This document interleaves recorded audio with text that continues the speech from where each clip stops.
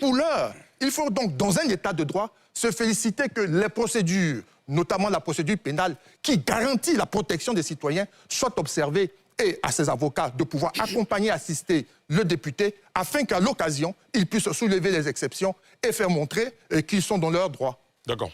Aoumangaël Lakpa. Alors, merci Ali. Moi, je voudrais faire remarquer déjà que, heureusement, je prends la parole en 5e position. Il y a 4 qui se sont déjà exprimés avant moi, mais ce que je veux retenir, c'est que tout ça, c'est vraiment pas intéressant pour l'image de la Côte d'Ivoire. Ce n'est vraiment pas intéressant parce qu'on est dans un pays démocratique. C'est vrai, le procureur de la République, il est dans son rôle. Il est dans l'exercice de ses fonctions. D'un autre côté, l'avocat de Brédoumi, il est dans son rôle. Mais je note relativement au nombre de chefs d'accusation que finalement, on a presque l'habitude de voir ce nombre de chefs d'accusation. 18 chefs d'accusation, mais je dis que c'est un chapelet de chefs d'accusation. D'autant plus que cela ne dit pas forcément que l'honorable est coupable. C'est lorsqu'il y aura un procès qu'on pourra... Et puis, de toute façon, je pense que l'avocat, comment il s'appelle, Maître Blessy, aura l'occasion de pouvoir faire tomber certains chefs d'accusation. Donc peut-être à la fin, on verra qu'un certain nombre vraiment bien établis puissent tomber et puis que d'autres soient pris en compte. Vu ce qu'on entend, quand on entend terrorisme, acte de xénophobie, moi je pense qu'on a suivi un peu quand même les déclarations de Maître Blessy. Et je ne suis pas dans la position de l'avocat ou bien du juge. Ce sont des questions juridiques qui ne sont pas dans lesquelles on n'est pas tellement à l'aise d'y entrer. Mais je pense que la justice va faire son travail. Mais je note que ce n'est pas intéressant pour l'image de la Côte d'Ivoire. Parce qu'il faut remarquer que depuis un certain temps, dans les années 90, essayez de vous projeter un peu, de repartir un peu dans les années 90 et revenir dans ces 10 dernières années en Côte d'Ivoire, on se rend compte que l'image du député est en train d'être désacralisée. L'image du député est en train d'être dévalorisée. À mon sens, ce qui se passe là, du moment où il n'y a pas encore eu de jugement, et que tout ce qu'on a dit, il y a la présomption d'innocence, on est dans un état de droit où carrément l'honorable Brédoumi, il était dehors il était hors du pays depuis au moins 6 ou 7 mois. Il aurait pu y rester. Du moment où il est venu, moi je pense qu'on pourrait par exemple le mettre par exemple en résidence surveillée. C'est quelque chose qui peut se faire. Le prendre comme ça, le mettre en prison, je pense que ce n'est pas tellement intéressant. Je vais venir aussi sur la position des députés. Bon, les députés, finalement, on se pose la question de savoir si c'est un corps où ils sont ensemble à l'Assemblée nationale, parce que quand ils sont là-bas, on les appelle députés de la nation. On ne dit pas députés du RHDP, députés du PPACI, ils sont des députés de la nation, donc ils sont censés être ensemble. Je n'ai pas vu le point de vue ou la motion de soutien, je le dis et je souris. J'aurais voulu voir une motion de soutien du RHDP, j'aurais voulu voir une motion de soutien du PPACI, une motion de soutien du PDCI. On ne les a pas encore entendus. On n'a pas encore entendu le président de l'Assemblée nationale. Pour moi, je pense que ce n'est pas intéressant tout cela. Et je reviens pour dire qu'en Côte d'Ivoire, il faut quand même qu'au niveau de notre procédure judiciaire, on pense aussi à mettre les accusés souvent en résidence surveillée. Ils vont pas fuir, on a des moyens de sécurité. On peut aussi, comment on appelle, il y a une procédure, je le dis, sous le regard de maître où on arrache les différents documents et puis on laisse l'individu sous contrôle judiciaire. Vous voyez, tout ça, ça existe. Mais j'ai l'impression que dès qu'il y a quelque chose, c'est la prison d'abord.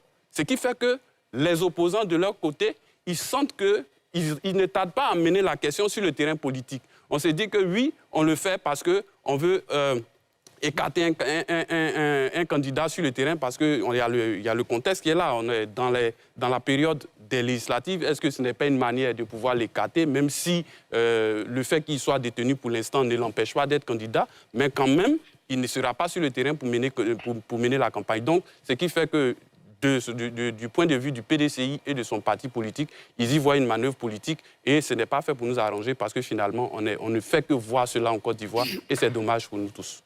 Maître Abdoulaye Ben Meïté, vous êtes député, vous êtes président de la Commission des affaires générales et institutionnelles de l'Assemblée nationale. Ce qui arrive à Brédoumi, Kwasi, Soumaïla pourrait vous arriver. Ça veut dire que tous les députés sont finalement exposés à la même situation. Première question pour vous. Que protège exactement l'immunité parlementaire en Côte d'Ivoire? Où s'arrête-t-elle? Alors, moi, je tiens à vous remercier. D'abord, je suis choqué par les différentes interventions de mes co-débatteurs. Choqué pourquoi? Et par quels propos précisément? D'abord, les derniers propos, j'ai entendu dire mon excellent co-débatteur, je lui ai entendu dire qu'il n'a pas entendu les députés. Je pense qu'il a dit. Mais l'Assemblée nationale n'est pas un syndicat. L'Assemblée nationale, le Parlement n'est pas un syndicat où on se lève, on fait les déclarations, effectivement, tous azimuts. Ce qu'il faut savoir, et je voudrais compatir d'abord à ce qui arrive à mon excellent collègue Bredoumi Soumaïla, et ainsi qu'à son groupe parlementaire. Mais je voudrais d'abord m'abstenir de commenter le contenu d'un dossier que je n'ai pas. Par principe. D'abord, je suis avocat, vous le savez. Et déontologiquement, je dois m'abstenir de faire un commentaire sur les prises de position de mon excellent confrère, M. Blessé Chrysostome, qui, faut-il le rappeler, est mon vice-président au niveau de la CAGI, la Commission des affaires générales institutionnelles. J'ai aussi noté une contradiction dans l'intervention du second intervenant. Et Docteur Kamenan? Les deux premiers. D'accord. Vous avez dit ne pas connaître le contenu d'un dossier. Et j'ai apprécié. Et vous avez également déclaré que la situation fait peur. Mais qu'est-ce qui fait peur? Nous sommes dans un État démocratique. Et je pense que les acteurs sont connus. Je me félicite que M. Bredoumi Soumaïla fasse l'objet de poursuites pénales en lieu et place du cimetière ou de la morgue. Parce que dans un État démocratique, lorsqu'on estime qu'une personne ou une personnalité, peu importe un citoyen ou un habitant d'un pays, a commis des faits, dans le regard du procureur, il met en œuvre l'action publique. Il y a une enquête qui a été menée, le concerné a été déféré donc devant le parquet du procureur, il a été mis à disposition du juge d'instruction qui a estimé qu'il fallait décerner mandat à la requête de monsieur le procureur. Pour moi, à ce niveau, nous sommes dans la normalité judiciaire. Maintenant, pour qu'on puisse apprécier si c'est légal ou c'est pas légal, c'est ça justement le rôle de l'avocat. Le rôle de l'avocat, c'est s'assurer que la procédure de poursuite contre son client est faite selon les règles de droit, conformément au code pénal et au code de procédure pénale. Donc, pour revenir à votre question, l'immunité n'est pas un cadeau qu'on fait aux parlementaires. Ce n'est pas non plus un blanc-seing. L'immunité est un obstacle à la poursuite. C'est une garantie constitutionnelle. Je pense qu'il a bien défini, mon cher ami Couillot. C'est consacré par les dispositions de l'article 91 et 92 de la Constitution. Mais l'immunité ne résiste pas au flagrant délit. La question qu'on se pose, dans quelles conditions les infractions qui sont spécifiées ont été mêlées, ou ces infractions qui sont reprochées à mon collègue Bredoumi, dans quelles conditions la poursuite est engagée, mais il faut avoir le dossier. Mais il faut savoir que nous avons trois pouvoirs et la démocratie est fondée sur la séparation des pouvoirs. Donc l'immunité vient, comme il a dit toujours Couillot, l'immunité est faite justement pour garantir cette séparation de pouvoirs et pour permettre aux parlementaires d'exercer pleinement sa mission de parlementaire. Au total, je compatis à la situation de M. Bredoumi, je garde confiance à la justice de Côte d'Ivoire et je pense que tout le monde, tous ceux qui sont des observateurs, doivent parler, commenter avec un peu de réserve lorsqu'on ne connaît pas le contenu d'un dossier, puisque vous ne savez même pas les conditions dans lesquelles ces infractions qui sont poursuivies, ces infractions, quelles sont ces infractions, vous les avez dites, vous avez listé 18 chefs de poursuite, mais on ne sait pas dans quelles conditions, parce que le procureur a parlé de flagrant délit.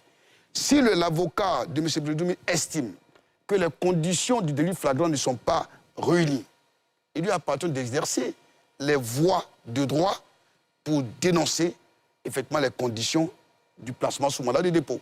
Et je pense que nous avons des institutions judiciaires.